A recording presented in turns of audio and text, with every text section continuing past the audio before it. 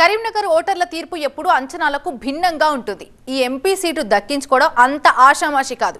ఇక్కడ మొదటి నుంచి బీఆర్ఎస్ కి బలమైన ఓటు బ్యాంక్ ఉంటే కొంతకాలంగా బీజేపీ కూడా వేగంగా పుంజుకుంటోంది. అలాంటి చోట పాగా వేయాలని అధికార పార్టీ ప్రయత్నాలు ముమ్మరం చేస్తోంది. రెండు విపక్షాలు బలంగా ఉన్న ఈ లోక్సభ సీట్ గెలుచుకోవడం కాంగ్రెస్ కి సాధ్యమేనా? సవాలును అధిగమించి విజయాన్ని హస్తగతం చేసే ఆ బలమైన నేత ఎవరు? కరీంనగర్ త్రిముఖ పోరులో నిలిచేదెవరు, గెలిచేదెవరు?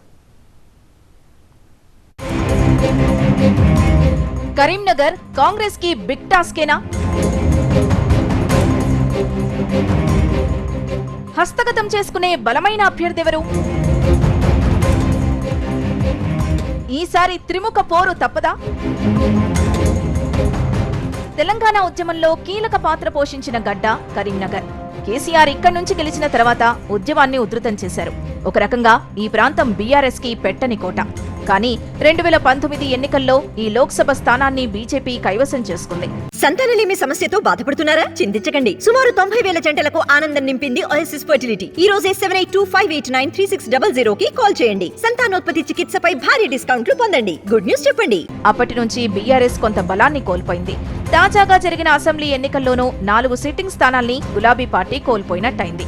సీట్లు తగ్గినప్పటికీ కరీంనగర్ పార్లమెంటు పరిధిలో కాంగ్రెస్ కంటే బీఆర్ఎస్ కి ఎక్కువ సీట్లు వచ్చాయి. ఇక బీజేపీ సైతం ఓటు బ్యాంకును గణనీయంగా పెంచుకుంది. దీంతో ఈసారి ఇక్కడ ఎంపీ స్థానంలో టగ్ ఆఫ్ వార్ తప్పదనే సంకేతాలిచ్చారు ఓటర్లు.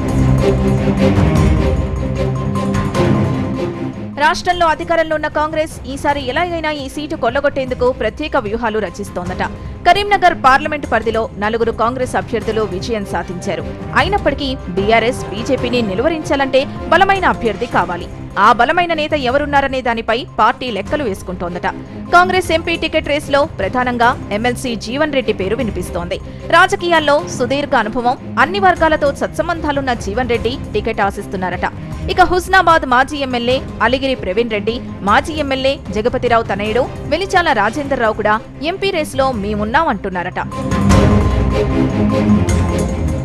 కరీంనగర్ ఎంపీ స్థానం ప్రభావం పక్కనే ఉన్న నిజామాబాద్తో పెద్దపల్లి ఎంపీ సీటుపైనే ఉండే అవకాశం ఉంది. అందుకే గత పార్లమెంట్ ఎన్నికల్లో 3వ స్థానానికి పరిమితమైన హస్తం పార్టీ ఈసారి విజయకేతనం ఎగిరేసేందుకు వ్యూహాలు రచిస్తోందట.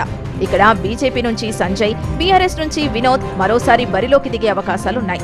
కానీ కాంగ్రెస్ అభ్యర్థి విషయంలో ప్రస్తుతానికైతే స్పష్టత లేదు. కరీంనగర్ పార్లమెంటు బాధ్యతల్ని హుస్నాబాద్ ఎమ్మెల్యే మంత్రి పొన్నం ప్రభాకర్ కి పార్టీ బాధ్యతలు అప్పగించింది. అయినప్పటికీ పార్టీలో కీలకంగా ఉన్న శ్రీధర్ బాబు సహా పలువురు నేతలు ప్రత్యేక దృష్టి సారించారట.